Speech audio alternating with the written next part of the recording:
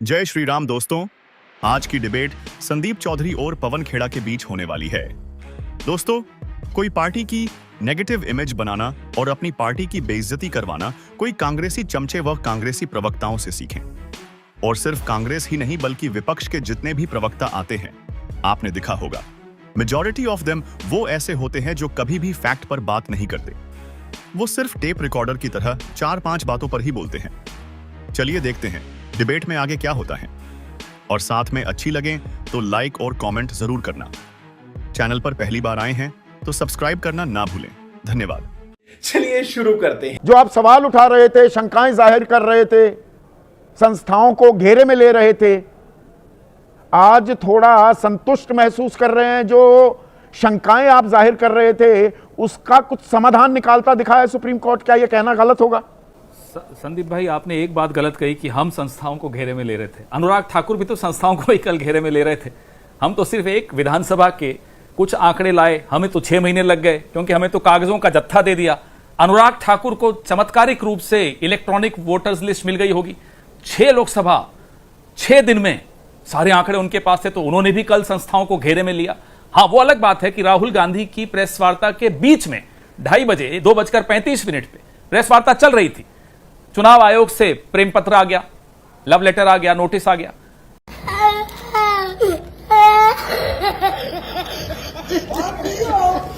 लोकतंत्र की हत्या होने वाली थी और अब थोड़ा रोक लगी है, लेकिन हर कदम पे हमें सजग रहना पड़ेगा।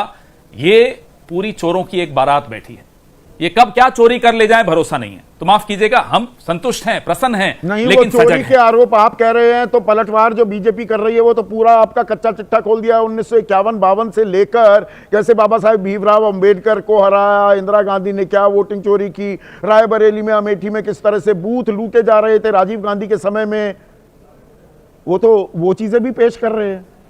तो सोनिया गांधी 2 बार वोटर बन गई और नागरिक नहीं थी भारत की।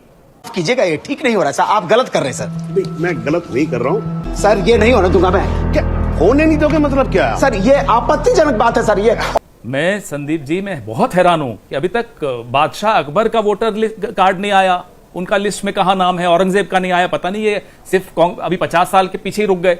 मैं तो सोच रहा था ये 200 साल पहले भी जाएंगे, लेकिन अभी तक नहीं गए। आने वाले दिनों में आप देखिएगा पूरे मुगलों के सबके वोटर्स लिस्ट में नाम आ जाएंगे और कहेंगे देखो ये वहां वोटर थे। तो इनको छोड़िए।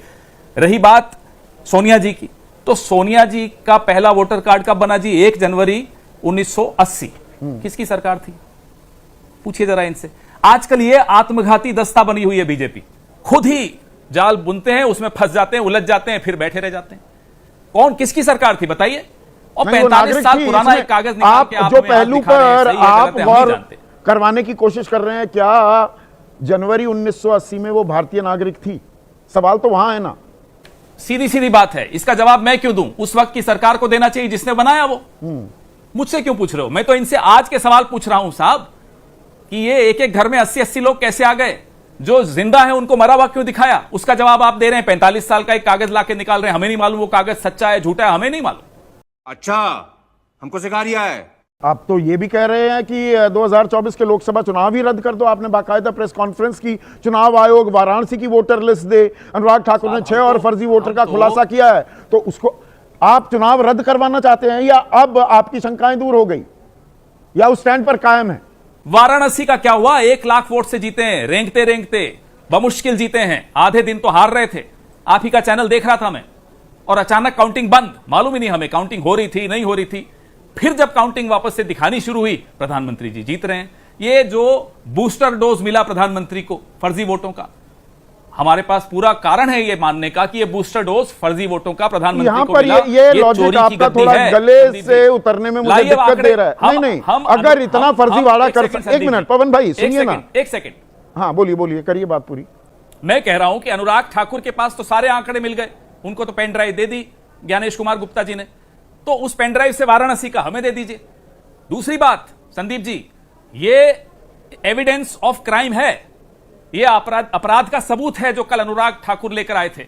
अब वो सबूत सार्वजनिक करें, सारे आंकड़े पब्लिक के सामने रखें, विपक्ष को दें, फिर हम इन्हें बताते हैं कि लोकसभा रद्द किया जाना चाहिए। ये आपका ये तर्क मेरे गले से उतरने में मुझे थोड़ी दिक्कत इसलिए दे रहा है, अगर ऐसी चोरी कर सकते हैं, आप बनारस की बात कर रहे हैं, प्रधानमंत्री मोदी पे पूरा हमला कर, अरे फर्जीवाड़ा करना ही था तो 240 सीट ही लाती क्या बीजेपी, फिर तो 370 पार, एनडीए 400 पार, उतना कर देते। देखिए, इतनी भी हिम्मत इनको नहीं है कि इतना कर गुजरेंगे। कोशिश की, कहीं सफल हुए, कहीं सफल नहीं हुए। कई जगह हम लोग भी बहुत सजग थे, कई जगह जो अधिकारी हैं वो सजग भी हैं और उनका जमीर जिंदा है। हर जगह नहीं है, लेकिन कई जगह है। नहीं, तो नहीं, इसलिए नहीं, ये कह देना इसमें कि मैं साहब, एक और कड़ी चोर ने जोड़ूंगा सिर्फ पवन भाई। लॉकर एक लिया, दूसरा लॉकर क्यों नहीं ले गया? ना पूरे घर में नहीं घुसा। 288 ऐसे की क्या विधानसभा मतलब? है, नहीं घुसने दिया। महाराष्ट्र की 288 की विधानसभा है, लगातार आप आरोप लगा रहे हैं वहां फर्जीवाड़ा किया। तो लोकसभा में आप 30 सीटें जीतते हैं और महायुति 18 जीती, पर विधानसभा में 288 में से आप 49 ही सीट जीत पाए।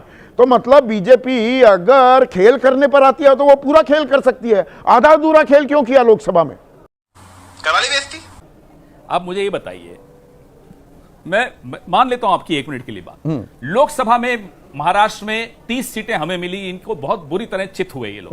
बिल्कुल तो हुए। क्या हम ये मान लें कि लोकसभा चुनाव जो नरेंद्र मोदी जी के नाम पर लड़ा गया उसमें इन्हें वोट नहीं मिले, और विधानसभा चुनाव जो मोदी जी के नाम पे नहीं लड़ा गया उसमें इन्हें मिले? या तो ये इस बात को ये स्वीकार कर लें, हम भी चुप हो जाएंगे थोड़ी देर के लिए, लेकिन ऐसा तो नहीं मानेंगे ये लोग। अगर नहीं मानेंगे तो हमें बताइए फिर ये इतना गैप क्यों 4 महीने में? 4 महीने में 45 लाख नए वोट कैसे आए 5 महीने में? इसका जवाब क्यों नहीं दिलवाते आप हमें? नहीं, अभी आप पिक एंड चूज कर रहे हैं कहां पे कौन सा तर्क देना है। पिक एंड चूज नहीं कर रहा। 45 लाख नए वोट महाराष्ट्र में कैसे आए 5 महीने में? ये तो पिक एंड चूज नहीं है साहब, मैं तो जवाब मांग रहा हूं। न इलेक्शन कमीशन दे रही है, न संदीप चौधरी जी दे रहे हैं, बीजेपी से तो उम्मीद है ही नहीं।